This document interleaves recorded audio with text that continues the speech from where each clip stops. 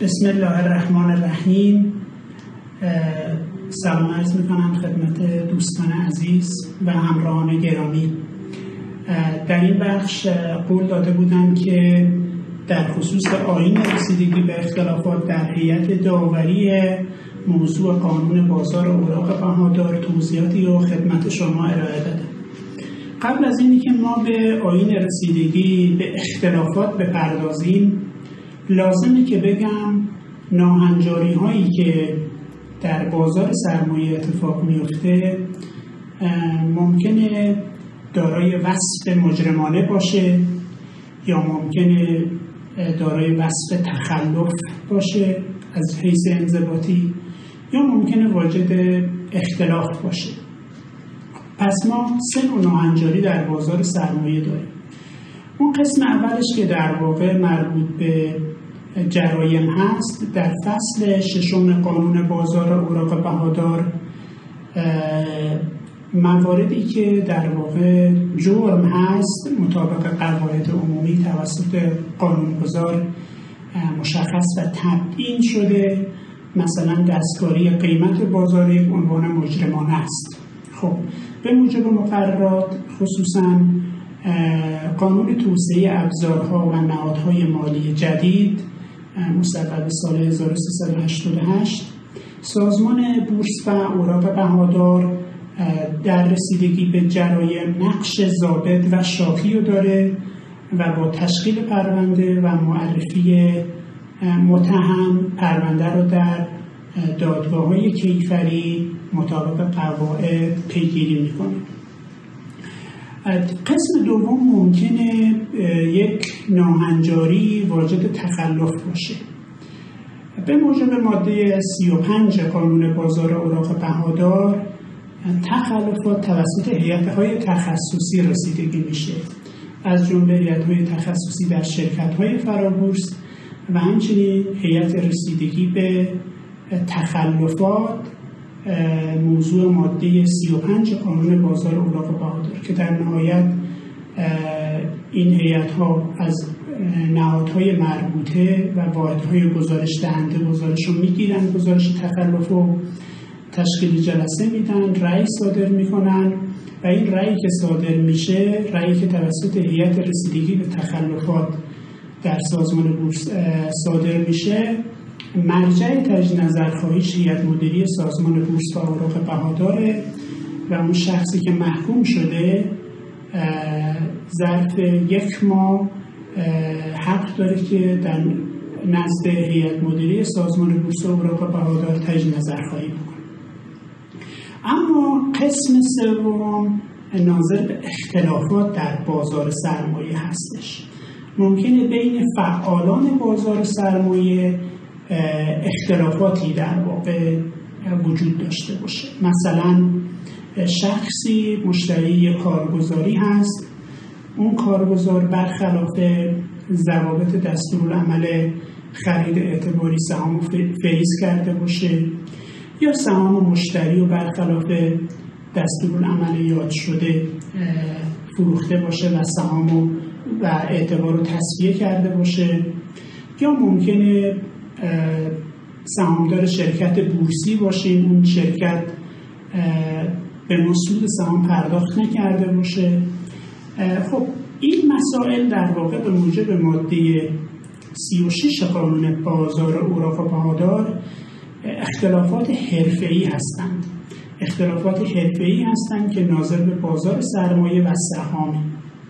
به موجب ماده 36 هیئتی تشکیل شده تحت عنوان هیئت رسیدگی به اختلافات و به اختلافاتی که رسیدگی میکنه که صرفاً در واقع در موضوع بازار سرمایه و ناشی از اختلافات حرفه‌ای باشه.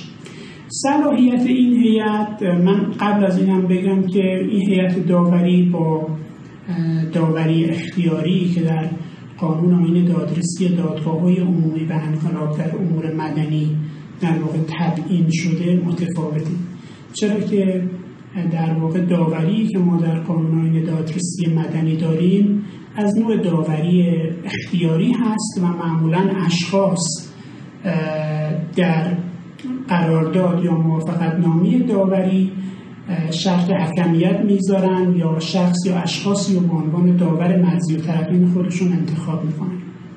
ولی داوری که در ماده 36 و 37 قانون بازار اوراق بهادار تبیین شده از نوع داوری اجباری است. یعنی در واقع در رسیدگی به اختلافات ناشی از فعالیت‌های حرفه‌ای فعالان بازار سرمایه این هیئت داوری جانشین دادگاه شده. بنابراین هیئت داوری بورس صلاحیت ذاتی داره، یعنی اولین مشخصش اینه که صلاحیتش ذاتیه.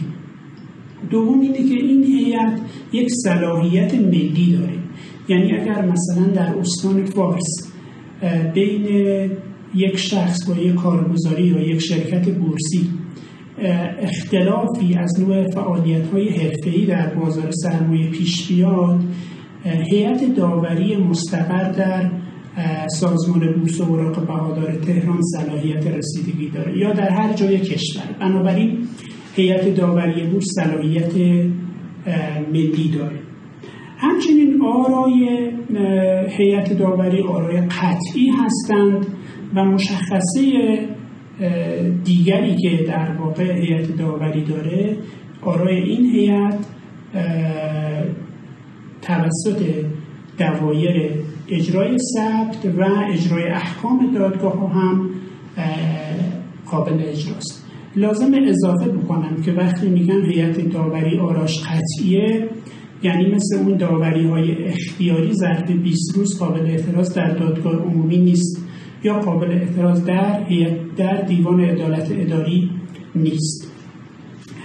اما شیوه رسیدگی و تقدیم دادخواست چجوریه؟ من اینو خدمت همکارای وکیل و خصوصا کارآموزای محترم عرض کنم که وقتی که یه شخصی حالا به عنوان موکل میاد در واقع ما وکالتش رو به عهده میگیریم، وقتی بررسی کردیم دیدیم که اختلافی که در بازار سرمایه داره از نوع اختلافات حرفه‌ای هست، خب ما ابتدا مطابق آیین رسیدگی به اختلافات در هیئت داوری قانون بازار اوراق بهادار جمهوری اسلامی ایران که در 61 ماده و 32 تبصره در تاریخ 14/5/1398 به تصویب و تایید هیئت مدیره سازمان بورس اوراق بهادار رسیده، باید اول این اختلاف رو در کمیته سازش مستقر در واقع کانون کارگزاران طرح کنیم. این اختلاف وقتی که در اونجا طرح میشه، این کمیته سازش سعی در سازش میکنه و اگر سازش برقرار نشد میاد گواهی عدم سازش صادر میکنه. مطابق مقررات این گواهی عدم سازشی که صادر میشه 6 ماه مهلت داره، صرفاً 6 ماه مهلت داره که در این بازه زمانی شخص خواهان میاد به استناد اون گواهی سازش صادره، گواهی عدم سازش صادره، میاد در هیئت داوری سازمان بورس و اوراق بهادار دادخواست میده و مطابق مقررات به دعواش رسیدگی میشه.